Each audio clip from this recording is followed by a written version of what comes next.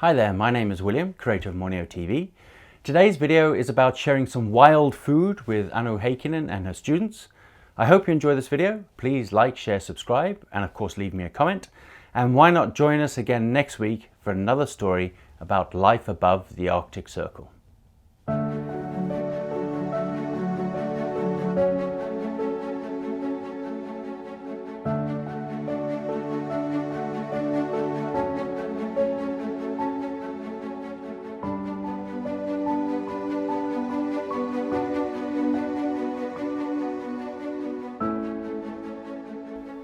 I know Anu from making the pop-up market and the Lappia open day videos, and Anu is a teacher at the Lappia vocational college. So when she invited me to spend a day with her and her students in Pallas, they were going to practice making food on a campfire using ingredients from the wilderness. Well, that was an invitation I was not going to pass up. We met up at the Pallas National Park Visitor Centre.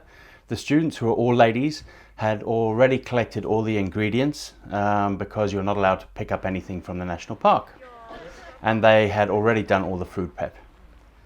So with a loaded cart, we walked to a nearby kotta, a traditional Finnish enclosed fireplace. The short 700-meter hike in the beautiful surroundings was a perfect preview to the delights to come. Arriving at the kotta, the ladies quickly started a fire, got the kettles ready for boiling water. So far nothing was out of the ordinary. I was in familiar territory.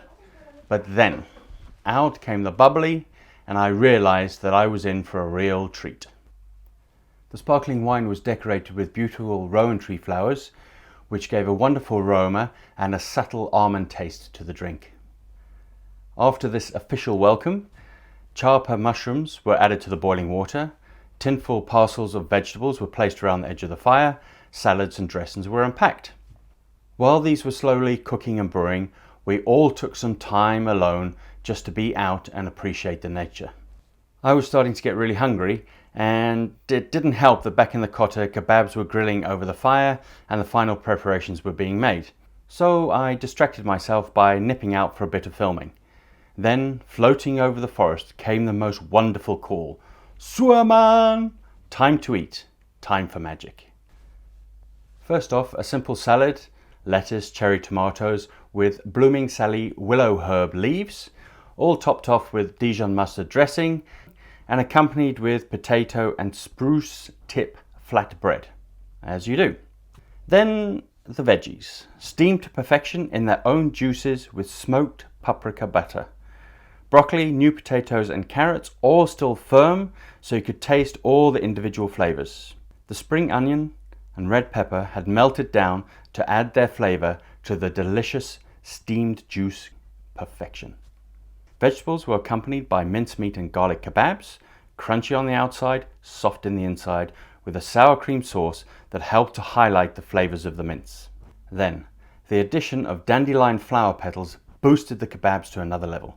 I don't know how to describe it. It was a bit spicy, a bit peppery, with a wonderful surprising zing at the end.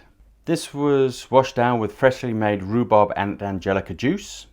I'm a great fan of rhubarb, but it can often be very tart, and so juice is made overly sweet. But this was wonderfully refreshing with subtle flavors and brought back lovely childhood memories of deliciously comforting rhubarb crumble. The meal was wonderful. Nothing overpowered anything else. You could taste the freshness and subtle flavors of each ingredient in every mouthful. Just fabulous. This was followed by chaga mushroom tea, very subtle foresty flavors, sweetened by spruce tip syrup. Incredible combination.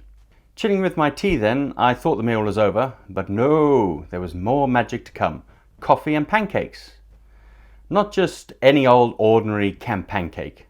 No, nettle pancakes with blackberry and rhubarb jam, homemade birch marshmallows, and sweet grass sugar. Amazing hot pancakes, fresh from the fire, crunchy on the edges, soft in the middle, that melted the marshmallows into the jam and sugar to create a flavor explosion, with just a subtle sweet grass hint at the end. The pancake sweetness was offset by dark, strong campfire coffee to create a fantastic combination. Yes, I ate 3 pancakes, but I did at least pretend to resist the third. The food was amazing. But it wasn't just because of the ingredients and the skills of the teachers and students. It was the surrounding nature. It was the wonderful company. It was the energy, the spell of effort, passion and creativity that the ladies wove into each part of the meal. It was an amazing, unique experience, and I felt really privileged to be a part of it. The wild food course is run yearly at the Muonio, Lappia. It takes 4.5 months to complete, with online lessons, classroom study at Lappia, excursions in nature and practical training with local restaurants.